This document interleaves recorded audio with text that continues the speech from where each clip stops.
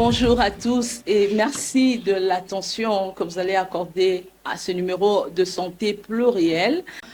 Alors, nous allons parler de cette question de la mortalité maternelle. Pour cette raison, nous sommes venus ici au programme national de la santé de la reproduction qui s'occupe, comme vous pouvez l'imaginer, des questions de la santé maternelle. Alors, nous allons parler justement de la mortalité maternelle. Qu'est-ce qu'on entend par mortalité maternelle? Quelles en sont les causes, les conséquences et comment prévenir les décès maternels? Nous allons en parler avec Madame Florence qui est prestataire à la clinique Libota Lilamou, c'est ça. Et puis, nous avons Madame Ginette, chargée de la formation à la division formation et supervision au sein du Programme national de la santé de la reproduction, PNSR. Mesdames, bonjour. Merci en tout cas de nous recevoir pour parler de cette question cruciale, importante, parce qu'elle est importante, parce que le taux de mortalité maternelle en RDC est élevé. Mais commençons par parler de la mortalité maternelle. Je voudrais que nos téléspectateurs puissent comprendre ce qu'on attend par mortalité maternelle. Merci beaucoup pour la parole. Bonjour Madame Jeannette, la question posée par rapport à décès maternel, et nous devons d'abord comprendre ce qu'est le décès maternel. Quand on parle de décès maternel, c'est juste un décès d'une femme survenu au cours de la grossesse. C'est-à-dire quand on parle au cours de la grossesse ou dans un délai, c'est-à-dire après 42 jours de son terme, à ce moment-là, on peut parler de décès maternel. Donc, on parle de décès maternel, ce n'est pas toutes les femmes, mais précisément à une femme enceinte. Ok. Donc, dans moi, si vous voulez, à la Mouba, ou à la Zemi, des Dokoloba, ufa oyeye ezana mwasi oyo oyo aza na semi c'est-à-dire ntango eza na semi nde tobengi yango décès maternel mais eyaka na ngolani c'est juste dans un délai de 42 jours après, c'est-à-dire après son terme, c'est à ce moment-là que tu peux parler de décès.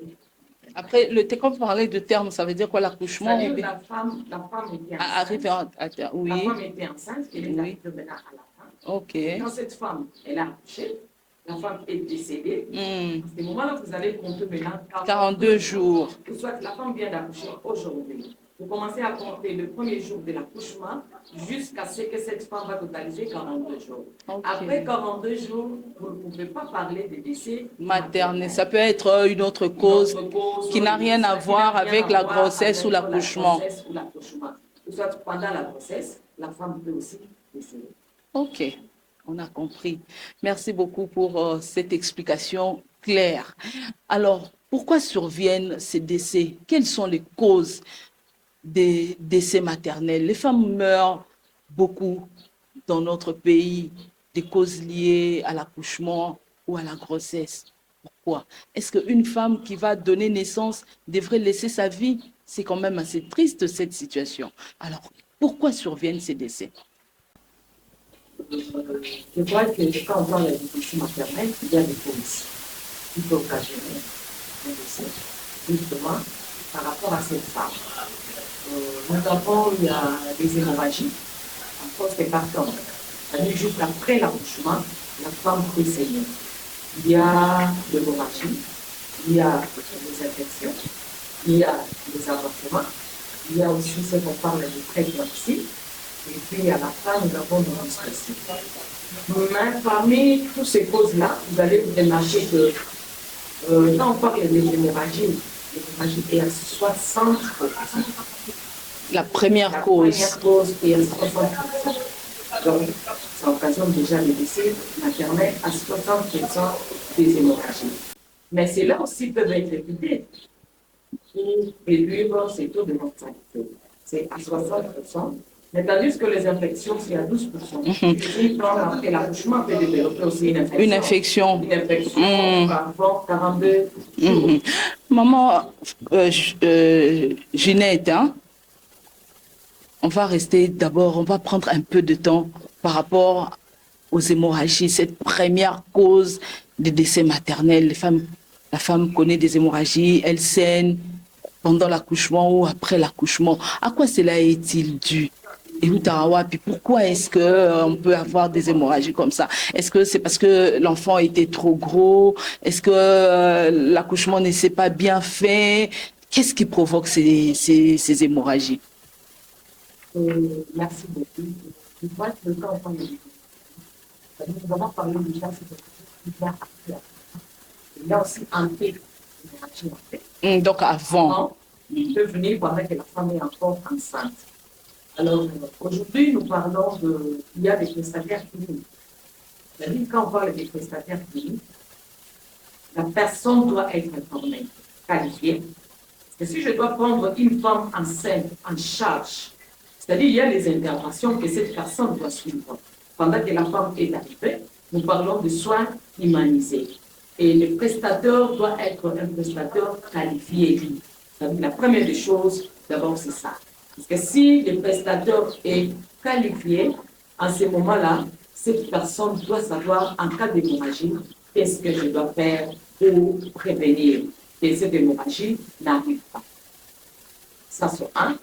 La deuxième des choses, si vous n'avez pas aussi de matériel approprié qui peut vous aider pour sauver cette personne qui se présente déjà après l'accouchement et il y a l'hémorragie, à ce moment-là aussi, ça peut aussi laisser des décès maternels. Alors, votre plateau technique, là on voit maintenant déjà les institutions, les fossats, l'établissement des soins. Si le plateau technique n'est pas en mesure de prendre aussi en charge une femme avec hémorragie, je crois que vous allez voir que par rapport à ça, ça peut aussi occasionner le décès maternel. Okay. Mais cette hémorragie peut venir, quand je dis par rapport au personnel qualifié, si la personne ne sait pas ce qu'il doit faire, parce qu'aujourd'hui on parle des interventions, il y a les SOMI. Le soir, c'est trop d'urgence, c'est tout ça qu'on peut donner. Alors, si la personne, cette personne n'est pas en mesure de prendre cette personne en charge, et comment savoir, je dois prévenir les hémorragies, comment ça va nous ramener à un décès maternel. Oui, maman Florence, est-ce que vous avez autre chose à ajouter? Oui, juste par rapport à ce que maman je vais dire, nous avons également des problèmes quand ça se présente comme des causes, peut-être que vous allez me demander. Vous voyez une femme qui a fait une rupture utérine. Cette femme qui vient de faire une rupture utérine, si la structure ou l'établissement n'est pas en mesure d'intervenir le plus tôt possible, la dame, même en cas de rétention, la santé. Elle a déjà accouché, le placenta peut rester. Ah, d'accord. Alors, ça, il faut vraiment nous expliquer ça. D'abord, vous avez parlé de rupture utérine. Ça veut dire quoi, Alexis? Matrice et celle née. Maman, Azaki n'a pas sa bobota. Problème, il y a pas prestataire tel que maman Koulouba. Et dans la discussion, le prestataire a dit qu'on a l'information à Sony. Sony, on a besoin d'urgence, hein? Oui. Néonatal, d'urgence, à Tikala Kolandate. Mais maman, dans la partie à Bobota. Ma par contre, maman Ginette Aloubaki, il y a des problèmes de distorsion. Distorsion n'est pas à la liée à maman. On a distorsion, c'est quoi, Ezanine? Ah, ok. Ok.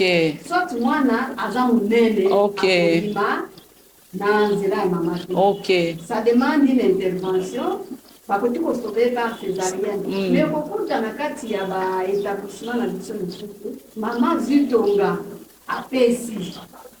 Ça kwanto mama ya boti sanga abuche akozwa tonga tente apesi ya biko aye accélérer pasi abotano. Okay. Na ko luka ko accélérer pasi.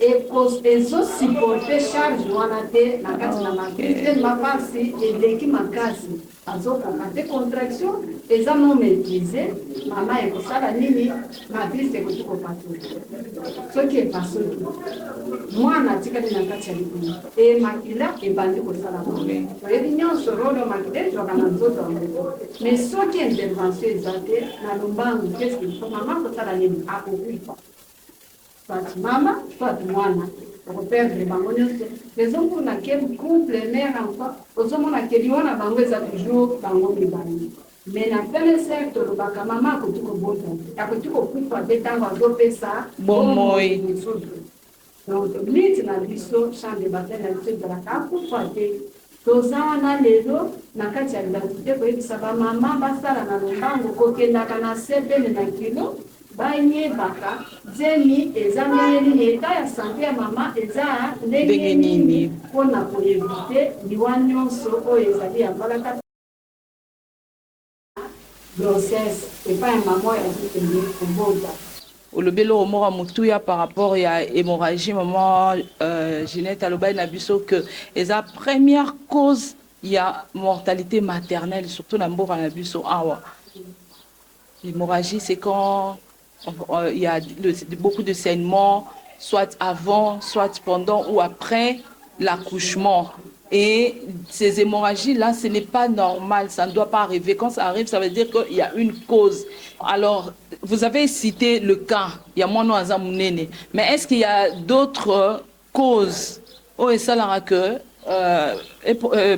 d'autres causes qui provoquent les hémorragies? On comprend qu'il y a des hémorragies et on ne sait pas intervenir rapidement, la femme meurt. Mais qu'est-ce qui peut provoquer ces hémorragies-là, à part le fait peut-être de la grande taille ou bien le poids de l'enfant, la petite matrice de la maman, si on peut le dire ainsi? Est-ce qu'il y a d'autres causes?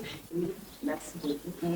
J'espère que maman Florence a soulevé par rapport il y a des tensions placentaires.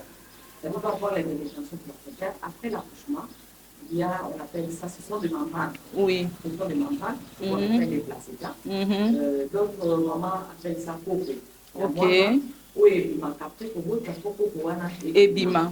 Alors, ce qui faut pour wana et bimi, n'attend à yango ou essayé et pour ça moi si peut à ça la nuit. Hémorragie.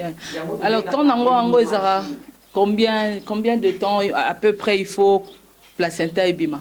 C'est juste 15 à 30 minutes après. Oui. Si ébimité en ce moment-là, il faut maintenant, il y a d'autres choses qu'on fait pour aider cette femme. Mais ce qui est arrivé qui est ébimité, parce que ça fait la sorte que ma placenta est bébé. Je vais ma placenta, on se place la crête. Oui, ma canda, on a ekandami, si au commun, moi, si peut accorder pour saigner.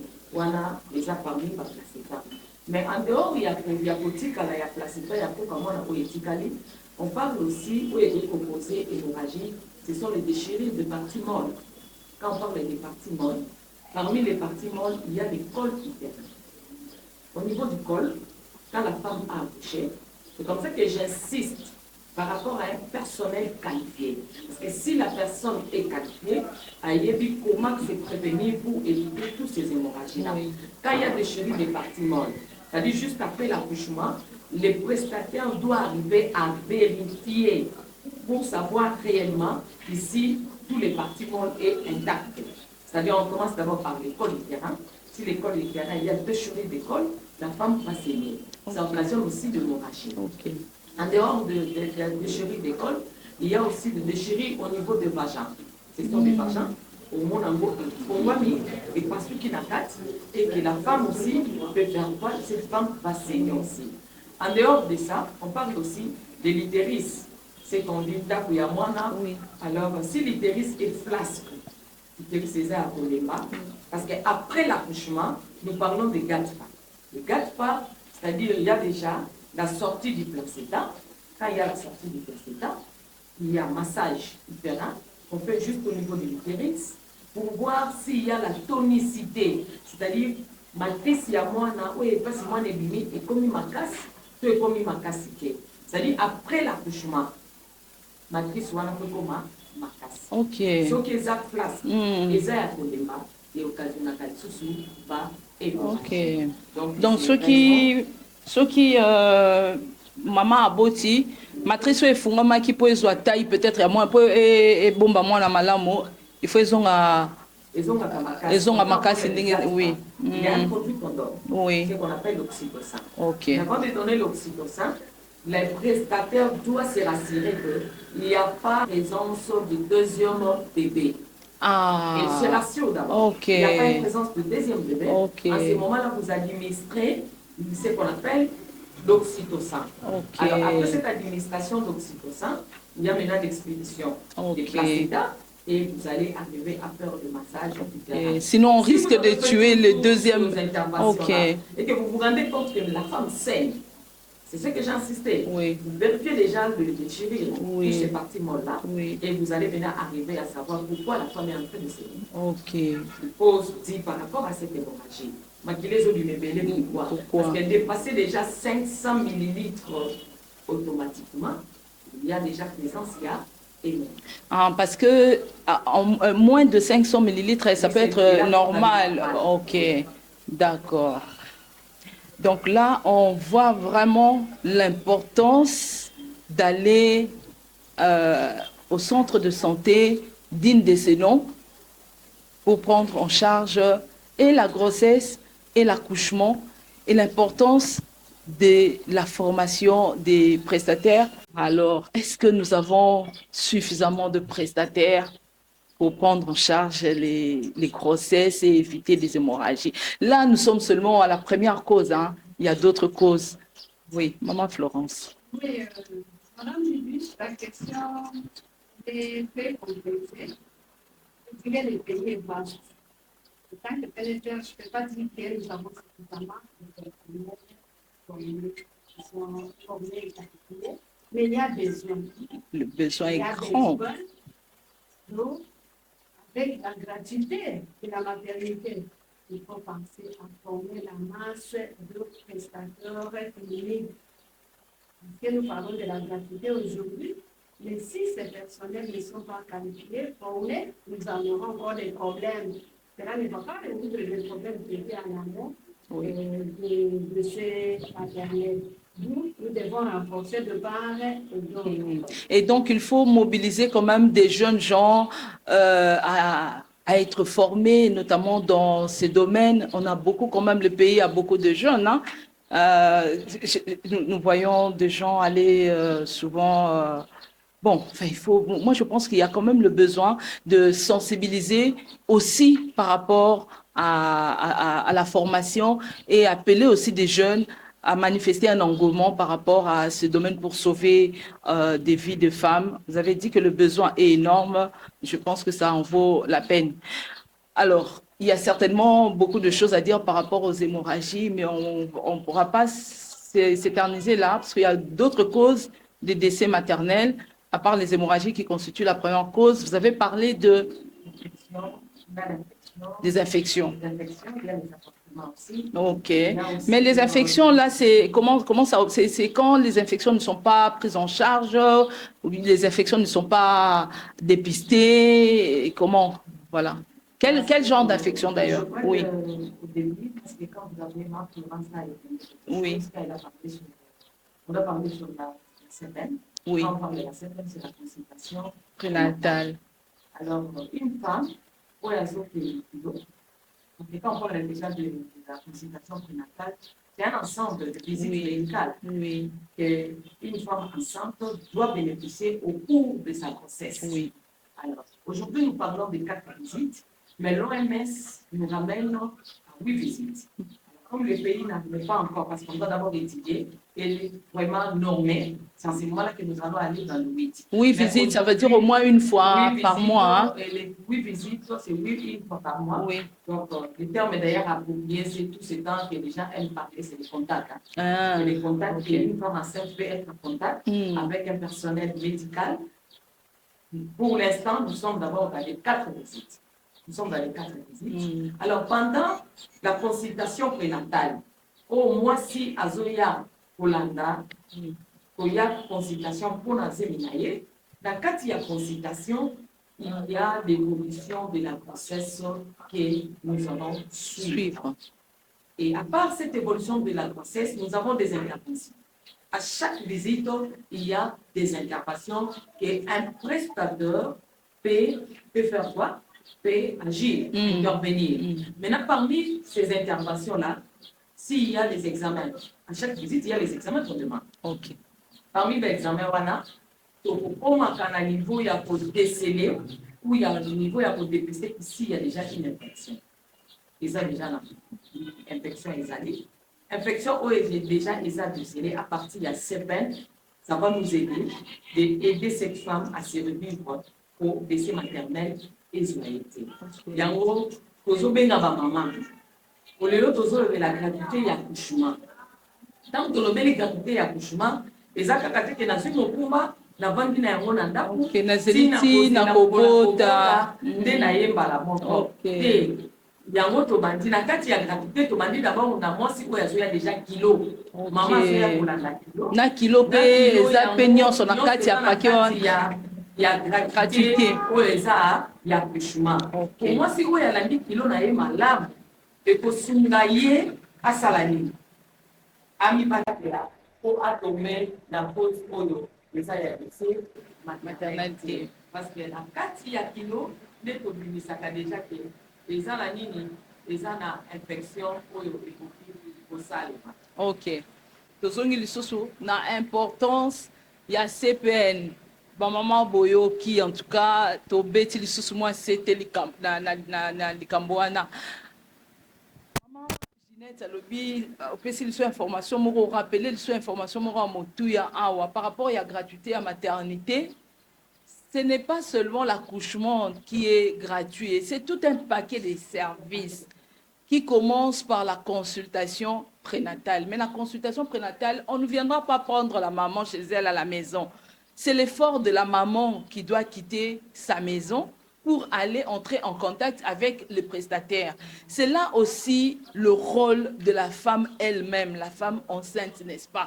Donc ça veut dire que la femme elle-même, et pourquoi pas ceux qui l'accompagnent, ceux qui vivent avec elle à la maison, ont aussi un rôle à jouer dans la réduction de la mortalité maternelle.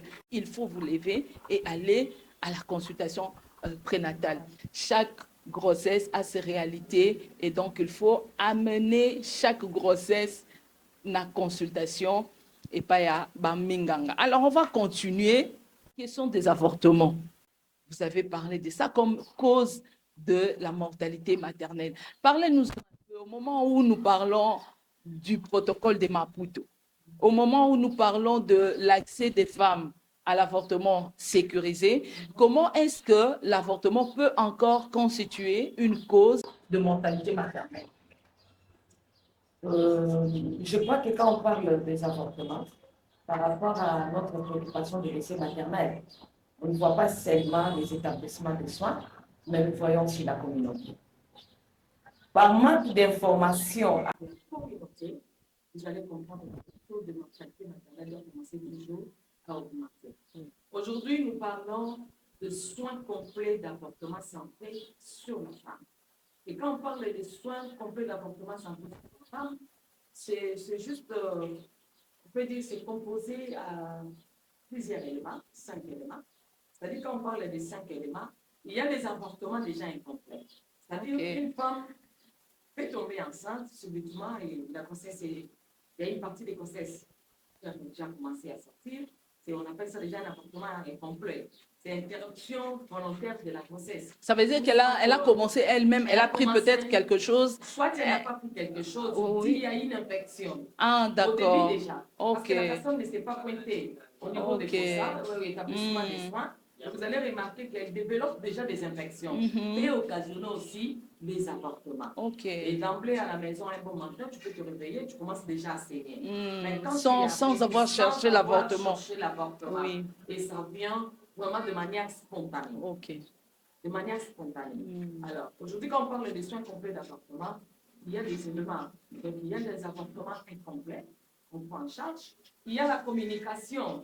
Si cette personne avait déjà des informations, la communauté avait déjà des informations sur qu'il y a déjà des services, des établissements de soins qui existent pour les avortements sécurisés, personne ne va arriver à chipoter à la maison. On va commencer à prendre déjà des histoires elle-même pour dire que non, Natia Oyo, Nazom Saïlo Oyo, Osemi et Lomba. Donc, quand on parle des sang, des décès maternels, nous voyons des aspects. Les établissements de soins, où on a mis l'accent sur les personnels qualifiés, les prestataires de soins, mais il y a aussi une responsabilité au niveau de la communauté. Alors, de la communauté, aujourd'hui, nous insistons, il y aura déjà des formations. Justement, en passant, comme vous avez parlé de formation, c'est vraiment un besoin par rapport à notre forum de haut niveau. Et vous allez voir que les parties formation étaient déjà prises en compte.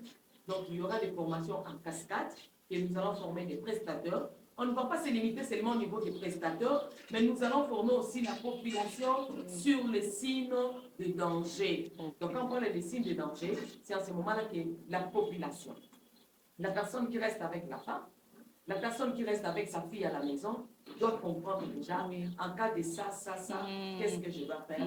Et d'emblée, directement, je peux ramener la personne dans un établissement de soins. Peut-être qu'on on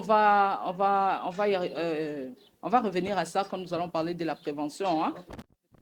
Des signes, quand on voit ça, par exemple, il faut aller à l'hôpital quand on voit ça. Alors, nous allons terminer avec les différentes causes. Vous avez cité les hémorragies. Voilà, les hémorragies, les infections, les avortements clandestins, des avortements qui sont réalisés dans de mauvaises conditions et qui mettent à risque la santé et la vie de la femme. La dernière cause, là, c'était quoi? Il y a préclampsie et dystocie, je crois qu'il faudra. Voilà. Préclampsie, c'est quoi? D'une manière générale, pour expliquer à notre population, une femme, bon, à la cité dans les termes, on dit crise.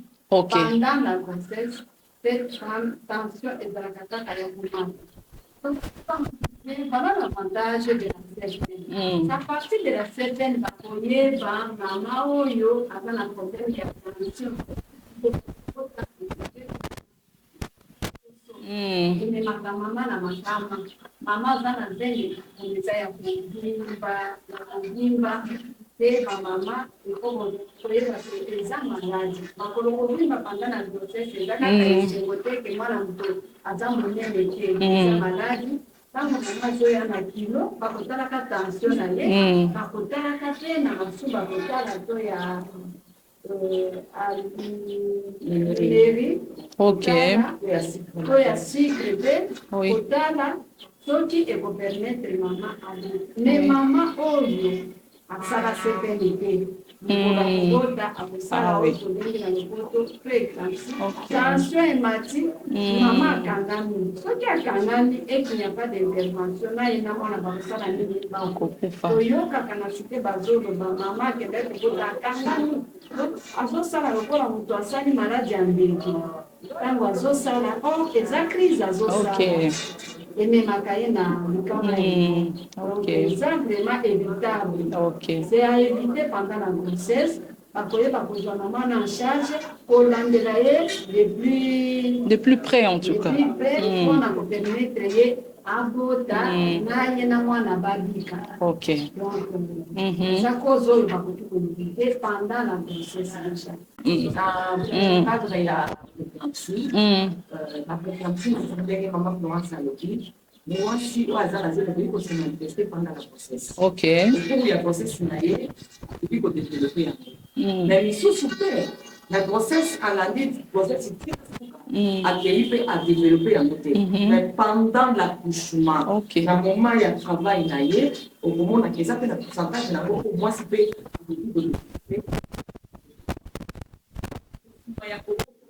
puis ezalaka moment moko ya stress ya douleur ya pasi eza mpe na mwasi mosusu akoki mpe kodevelope yango. Alors cause mosusu wana botangaki ya suki ezaki dystocie. Je crois que dystocie est la dystocie mécanique. C'est-à-dire quand on parle de mécanique, moi si déjà quand on a beau faire, on a un bon bassin. Yango maman Florence alobelaki en sous bassin za muke. D'accord. Oui. L'école nangai ezokoma. Pendant la tikalaki na 3 cm avec de fortes contractions, mais l'école ezotikala kaka ya kopanga. Wana bezaka seulement pas au bébé ya dystocie. Mais quand la okangama wana est-ce que ezarana ba maman nyonso ou bien c'est plus chez les primipares quand on vient accoucher pour la première fois? On a souvent appris que la femme qui vient accoucher pour la première fois, c'est elle qui a souvent des difficultés pour que le col s'ouvre facilement ou rapidement. Est-ce que c'est le cas? Est-ce que c'est vrai? Vous avez déjà dit ce n'est pas la même chose. Ok. Donc, que ce soit pour une télépare ou une multipare, c'est difficile. Un multipare peut aussi développer des soucis.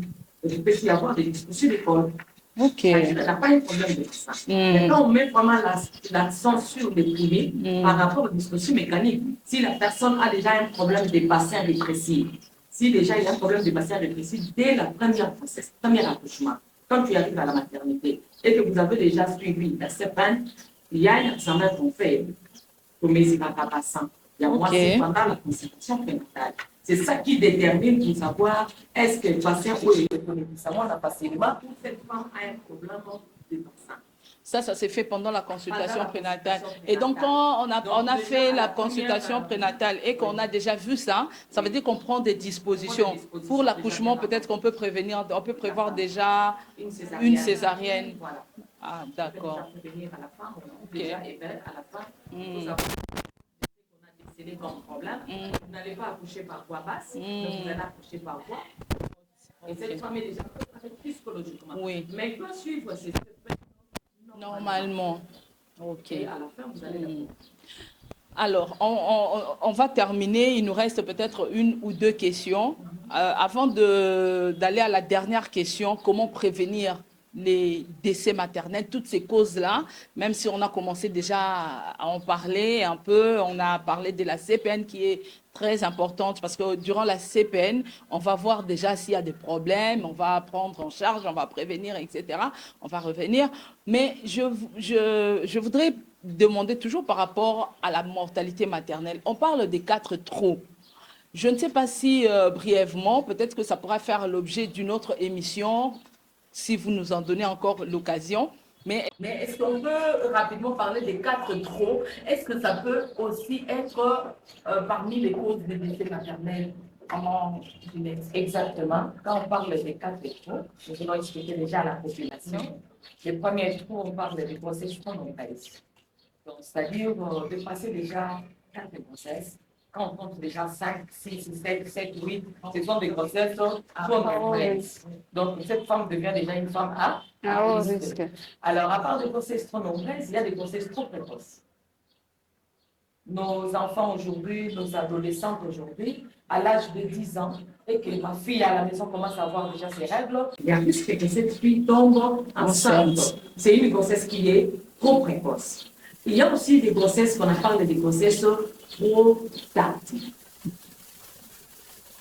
En dehors déjà de 30 ans, 40 ans, tu tombes enceinte.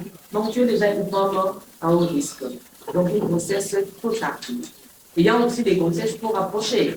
Alors quand on parle des grossesses pour approcher, je viens d'accoucher aujourd'hui, un mois après, je tombe enceinte. C'est-à-dire, la beauté, moi, on a un mois, mais là, déjà, on a commis sous il y a un mois. Moi, si Oyo, moi, il y a un problème. Et c'est une question que vous soyez déjà en charge pendant les consultations prénatales de voir comment nous pouvons aider cette femme pour éviter. Parce que quand il y a déjà la présentation des 4 échos, eh bien, ça, il faut savoir qu'il y a risque de hémorragie. Ok. C'est trop nombreuses, trop rapprochées. À ce moment-là, un prestataire doit savoir déjà comment se prévenir par rapport à cette catégorie de la femme qui se présente au niveau des fossats.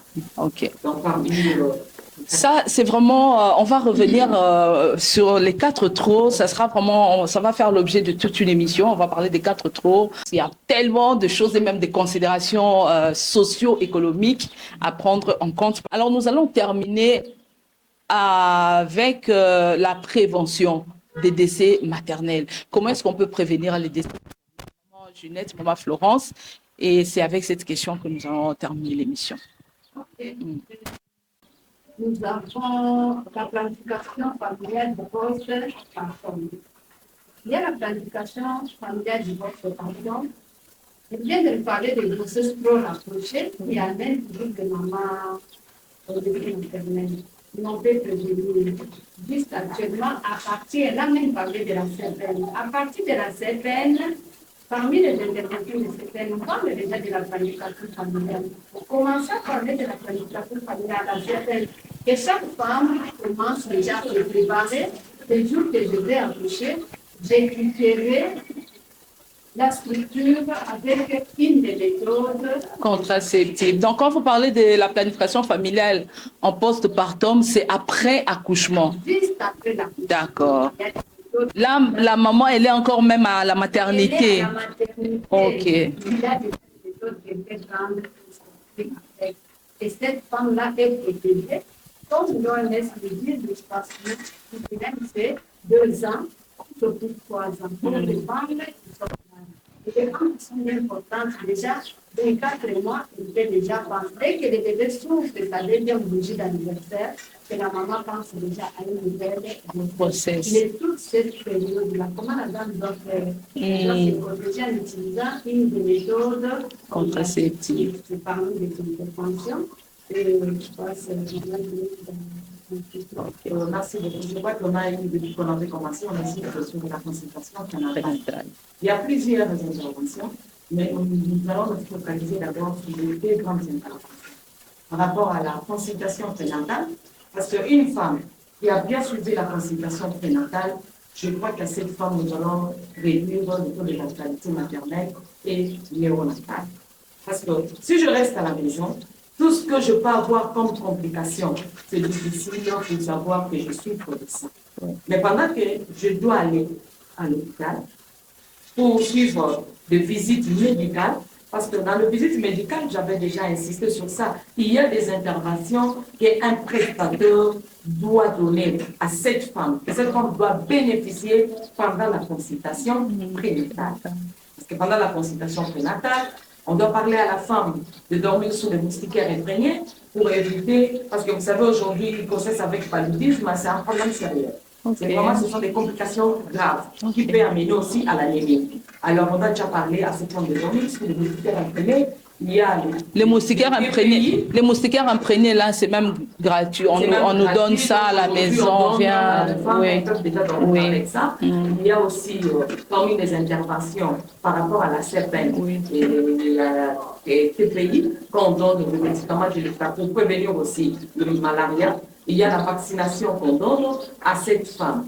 Maintenant, pendant la consultation prénatale, on met déjà l'accent sur la planification familiale. Donc, on commence déjà à parler de la planification familiale à partir de ces rendez-vous pendant que la femme vient à la consultation prénatale. À cette femme, on va déjà lui dire que non. Si tu veux prévenir le décès maternel, voilà, vous allez vous reposer pendant combien?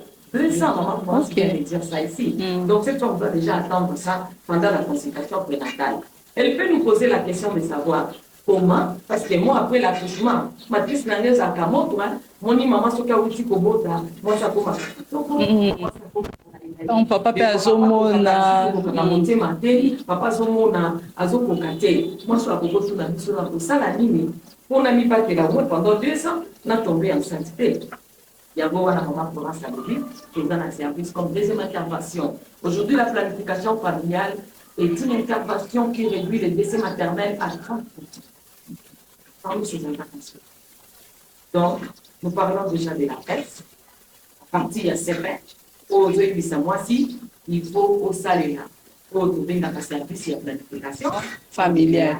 Et dans le service de planification familiale, il y a de différentes méthodes que nous utilisons. Parce qu'avant, les femmes ne savaient pas qu'après l'accouchement, même pendant qu'elle est encore dans les lits gynécologiques, on peut insérer une méthode contraceptive. Alors qu'elle n'est pas encore rentrée à la maison. Elle n'est pas encore rentrée à la maison. Quand elle rentre à la maison, elle rentre déjà en sécurité. Protéger des autres grossesses. De la grossesse, donc là. Donc, on a un deuxième sujet qu'on va développer après, à part les 4 trous. Maintenant, on va parler des méthodes contraceptives, notamment en post-partum. Et vraiment, pour terminer, on sait aussi que pendant la CPN, on dit, la question avait déjà été posée, j'avais dit que j'avais promis de revenir sur ça. On dit, on informe ou on donne des informations à la femme enceinte pour lui dire, quand tu vois par exemple tel signe à la maison, ne reste pas, n'attends pas le jour du rendez-vous. Il faut venir. C'est quel signe par exemple, maman Juliette? Merci beaucoup. C'est ce qu'on appelle les signes de danger. Oui. Les signes de danger, il y a des signes de danger pour une femme enceinte. Il y a les signes de danger aussi pour du bébé. Ok. Mais nous parlons plus pour les femmes enceintes. Oui. Comment, Florence, vous avez déjà dit couple, mère et Enfant. Oui. Alors, on a l'habitude de dire déjà à la femme pendant la consultation prénatale. Pendant que vous êtes ensemble, si vous saignez et que vous commencez à voir maman, Dengoza, Zemi, ce qu'on a déjà makila, na Zemi na yo, on va dans la napute, on va la proposer à l'île, aux autres. Moi, si yo, Azana Zemi, tant aux autres, qui déjà l'ibou, na yo, ezo sala yo, passe ma case. Il faut foyer la biso. Et puis, dans moi, si oyo, au comment nae, ce qui a bâti au Kangama. Il y a un signe en danger. Déjà, après, ça vous a permis, ce qu'on dit dans la Kangami, il faut malalement pour des mangas dans l'hôpital. Pour voir qui s'en va à Wate. Il y a un autre béga qui est dans la convulsion, et ça dans l'hémorragie.